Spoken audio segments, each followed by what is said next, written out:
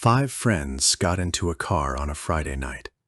They were loud, they were young, they were exactly the kind of people who think bad things happen to other people. By 1:47 a.m., according to one phone, they were lost on a county road somewhere deep in the pine woods, their car wrapped around a tree, no signal, no help, and something in the dark that had no face. By 11:12 p.m., according to another phone, that same night hadn't even happened yet. Both phones were wrong.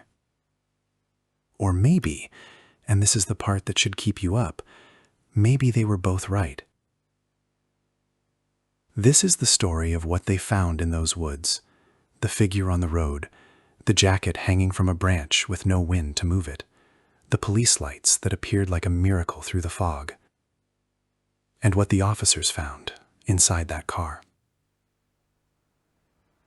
The trees blurred past the windows too fast for this time of night. Not a little too fast. Dangerously too fast.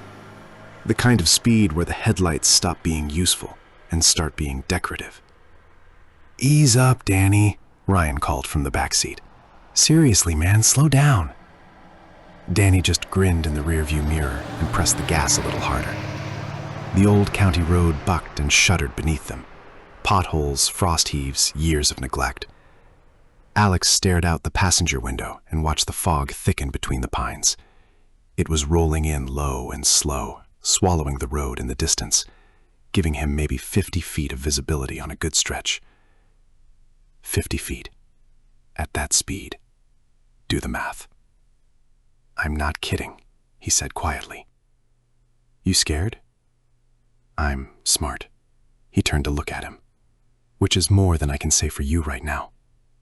From the back seat, the sound of a can cracking open, then the hiss of foam hitting denim. "Oh, come on," Marcus groaned. "Dude, you got it all over me." That was Tyler, laughing. "Danny, for the love of God, can you not drive like a maniac while these two are back there with open beers?" "They're fine." "I am not fine," Marcus announced. "My jeans are completely soaked." "You look like you pissed yourself," Tyler said. "Shut up. Hand me another one." "Absolutely not," Aylex said. Danny reached over and turned the music up. Aylex reached over and turned it off. They glared at each other for a long, still moment. And in that moment, neither of them watching the road, a figure lurched out of the tree line. It came fast, stumbling, screaming something no one could make out, and it collapsed directly in the path of the car. Danny yanked the wheel, hard. The car fishtailed, overcorrected, fishtailed again, and then the embankment caught them.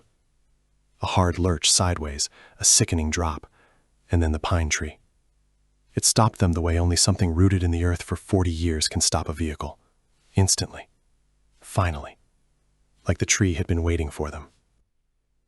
Everything went quiet. The airbag had not deployed.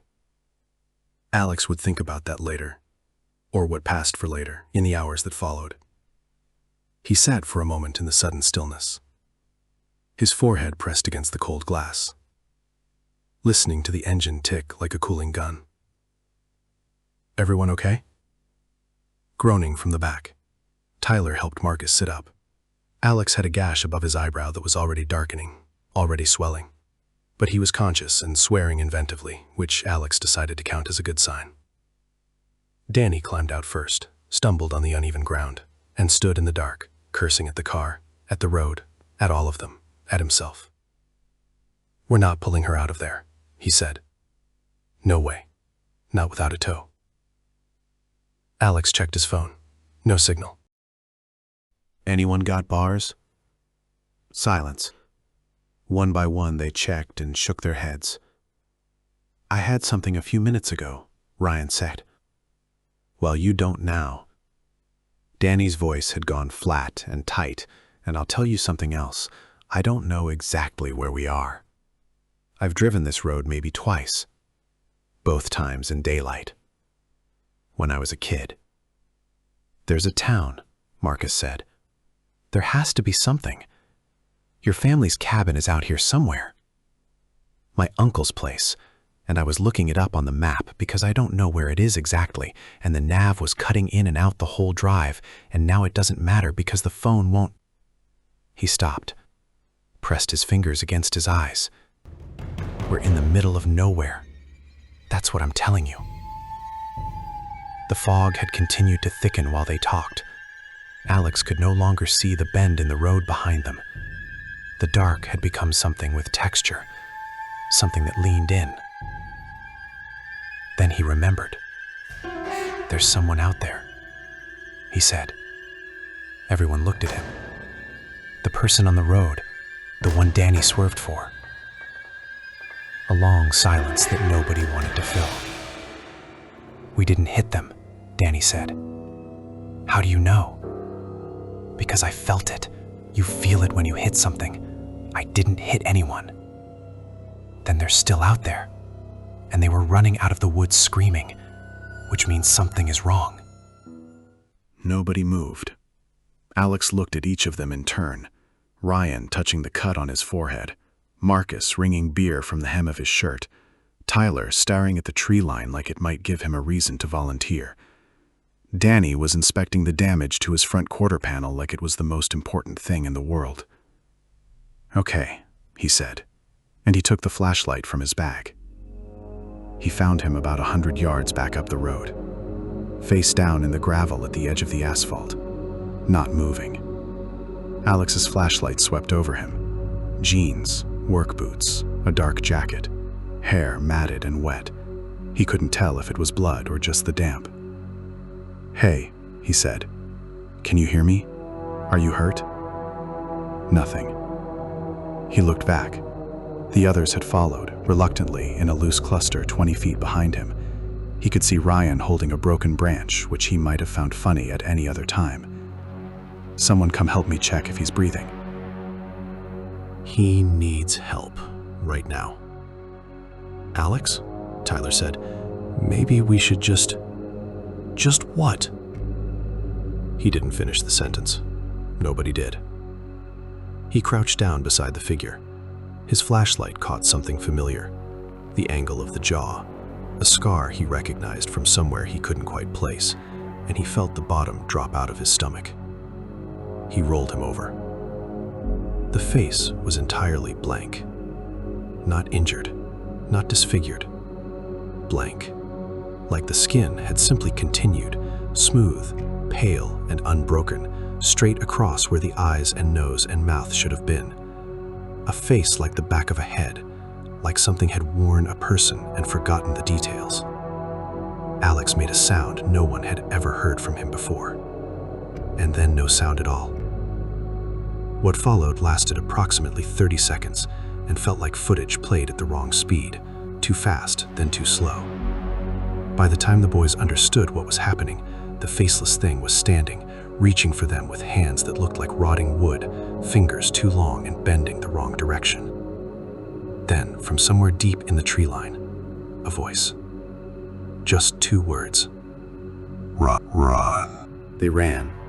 They ran until they couldn't breathe, until branches had scored their arms and faces, until the flashlights were more hindrance than help, and Tyler dropped his and didn't go back for it. Marcus went down hard over a root, hit the ground with a sound like a dropped bag of groceries. Ryan and Aylex hauled him up without breaking stride, and they kept moving. Danny was gone. He'd bolted straight past them and disappeared into the dark, and no one had seen which direction. After 10 minutes, they stopped. Bent double. Gasping. "We have to call someone," Marcus wheezed. "No signal," Ryan said. "There has to be no signal." Aylex pressed his back against a tree and tried to get his breathing under control. His phone said 1:47 a.m. Ryan said 11:12 p.m. Marcus's had the date wrong by several years. All 3 were looking at the same black sky, the same cold stars. "What is happening?" Marcus said. It wasn't really a question. "We keep moving," Aylex said. "We find the road, we flag down a car, we get out. And that thing? That thing is not our problem right now. Surviving is our problem. Ryan touched the cut on his forehead. It had stopped bleeding, but the swelling had gotten worse. "I want to go home," he said simply, and Aylex didn't know what to say to that, so he said nothing. They moved. They found nothing for a long time. No road, no light, no sound of distant traffic. The forest was completely silent in a way that forests aren't supposed to be. No owls, no insects, not even the rustle of small things moving in the underbrush, just the soft crunch of their own footsteps and the cold breathing of the trees. Once, Aylex thought he heard something large moving parallel to them through the undergrowth, keeping pace, staying just out of the flashlight's reach. He stopped and held his breath and listened. When he did, there was only the wind. But when he started walking again, there it was, that rhythm, that shadow of sound just at the edge of hearing. He didn't say anything about it. The time kept changing. Light crept in from nowhere, a gray, sourceless suggestion of dawn, and then vanished as quickly as it came, leaving the dark feeling darker than before. Marcus stopped walking. He was staring at something ahead, a low branch catching the beam of Alex's flashlight. "What is that?" he said. At first, Aylex thought it was just another piece of trash caught in the trees, a grocery bag maybe, a rag. Then his flashlight settled on it properly. A jacket. A dark green canvas jacket, hanging from the branch like it had been placed there deliberately, hung with care. And there was something wrong about the way it sat. Too still, too perfectly draped, like it had been waiting. Aylex took a step closer. The same faded green canvas, the same torn cuff on the left sleeve, the same white paint stain on the shoulder from helping his uncle repaint the garage 3 summers ago. Even the zipper was jammed halfway down, just like his. He reached up and touched his own chest. He was still wearing it. "Aylex," Marcus said, very quietly, "why is your jacket on that branch?" Aylex couldn't answer. He stepped closer. The duplicate swayed gently, despite the complete absence of wind. There was something in the pocket. He should not have reached for it. He knew, even as his hand moved, that he should not reach for it. Some part of him understood, the way you understand certain things at 2 a.m. in a forest that doesn't make any noise, that touching it would cost him something he couldn't name yet. He reached anyway. A folded receipt. Gas station, 3 days ago. His name printed across the top from his loyalty account, the way he always printed, the way he'd never thought twice about. The receipt was stained with something dark. Not mud. He dropped it. The moment it hit the ground, the jacket was gone. The branch hung empty. The space where it had been was just air. Ryan swore under his breath. "Tell me you saw that." Nobody answered. Because they all had. "Are we going in circles?" Ryan asked. "Probably," Aylex muttered. His mouth had gone completely dry. He pulled a pack of beef jerky from his pocket out of habit more than hunger, bit off a piece, chewed, and then stopped chewing. Nothing. No salt. No smoke. No flavor at all. Like chewing a piece of wet cardboard that had once been near food. He handed a piece to Marcus, who chewed slowly and then spat it onto the ground and stared at it. "It has no taste," Marcus whispered. The words came out careful, like he was handling something fragile. "Aylex, I can't smell the pine trees either." He looked up. His eyes had gone wide with a new kind of panic. Not the animal fear of running, but something slower and more fundamental. "I can't smell anything." A silence settled over all 3 of them. Marcus stopped walking. He was staring at a tree, or through it, at some point none of the others could see. "What if we died?" he said, "in the crash? What if we're already dead, and we just don't know it yet? Don't, Ryan said. I'm serious. The time doesn't work. The phones don't work. Nothing sounds right. We can't taste. We can't smell. What if? Knock it off. Ryan's voice came out sharper than he intended. We are not dead. We are lost and scared and coming down from an adrenaline crash, and that's what's happening. That's all that's happening. Marcus went quiet. Aylex thought about it anyway. In the back of his mind, in the place where he filed things he wasn't ready to look at directly, he turned the idea over and examined it. He looked at his hands in the flashlight beam. They looked real. They felt real when he pressed his fingers together. He could feel the cold. Couldn't he? He pressed harder until it almost hurt. Almost. He put his hands in his pockets and kept walking. The trees began to thin. It happened gradually and then all at once, the way these things always do. And suddenly there was asphalt under their feet, and the world opened up and they could see the road stretching out in both directions, and the fog burning slightly around a cluster of red and blue lights in the distance. Flashing lights. Oh my God, Marcus breathed. Go, Aylex said. They ran again, but differently this time. Not in terror, in relief. The kind of running you do when the nightmare might actually be ending. Marcus was laughing, a short, broken sound somewhere between relief and crying. Ryan was already waving his arms above his head even though they were still 100 yards out. Hey! Aylex shouted. Hey! Over here! The officers didn't look up.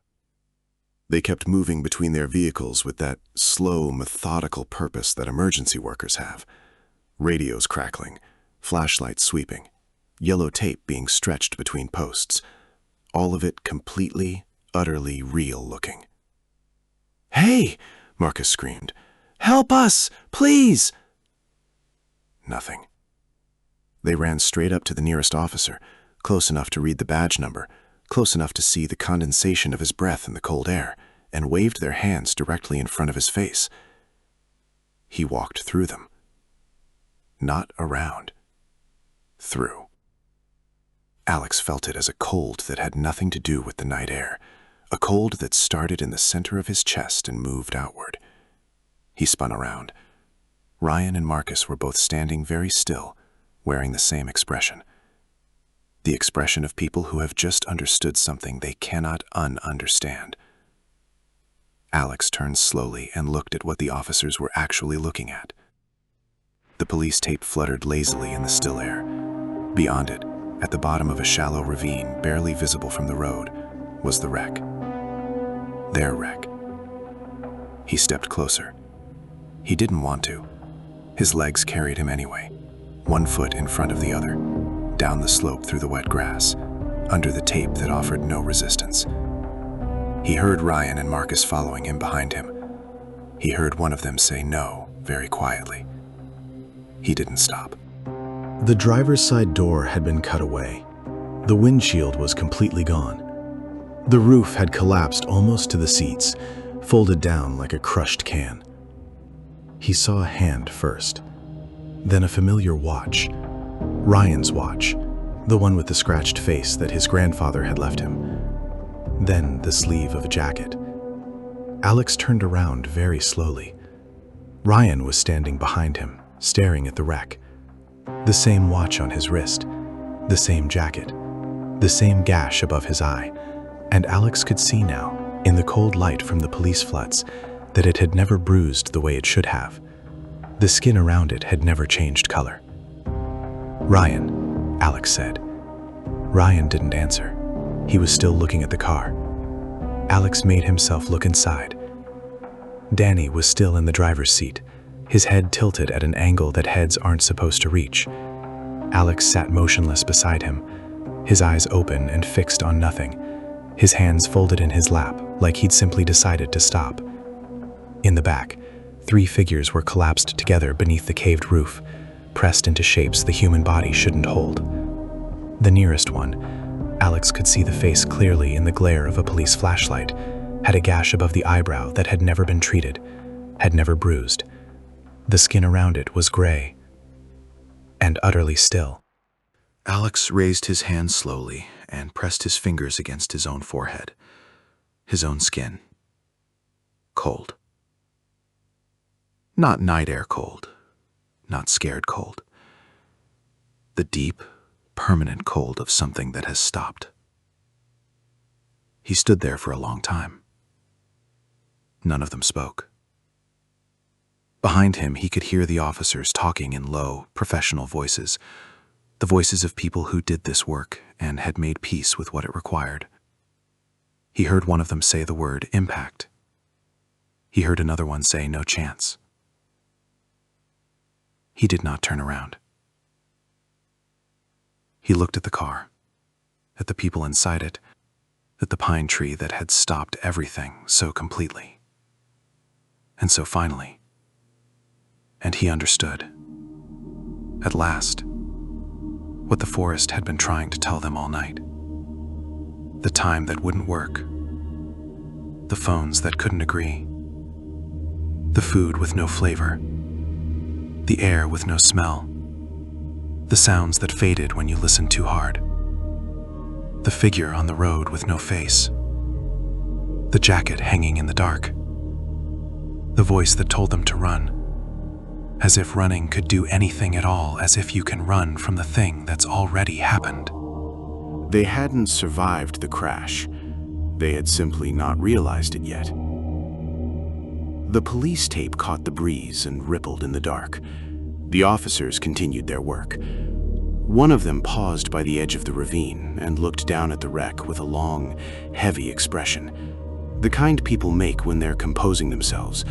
And then he said to the officer beside him, 5 of them. No one made it. 5. Aylex turned slowly and counted. Ryan, Marcus, and beyond them, Tyler, who had been quiet for so long Aylex hadn't even noticed when he stopped speaking. Tyler was standing at the edge of the scene, looking at the car, his face completely blank, in a way that reminded Aylex of something he didn't want to remember. And behind Tyler, barely visible at the edge of the floodlight's reach, Danny. Danny, who had bolted into the dark and disappeared. Danny, who they hadn't seen since the forest. Standing there now, watching all of them with an expression Aylex couldn't read. 5. One of them, Danny, looked up, and for just a moment caught Alex's eye. Something passed between them. Not comfort, not understanding exactly, just acknowledgement. Yeah, that look said. I know. I figured it out before you did. The floodlights hummed, the tape rippled. An officer made a note in his notebook. Somewhere up on the road, a radio crackled. Aylex looked at his friends, at Ryan still staring into the wreck, at Marcus sitting in the wet grass with his head in his hands, at Tyler watching the tree line with the flat, careful eyes of someone waiting for something they've already accepted. And then he looked back at the car. At the pine tree, rooted in the earth since before any of them were born. At the road above, completely empty now, stretching away in both directions through the fog. Nobody else was coming tonight. Nobody had anything left to wait for. The flashlights began to dim, or maybe it was just that the dark was getting heavier again, pushing back in from the edges of the scene, reclaiming the road and the trees and the fog and the quiet forest that doesn't make any sound. And somewhere out there, in the direction they'd come from, something moved between the trees. Walking slowly now. Not running. There was no reason to run anymore.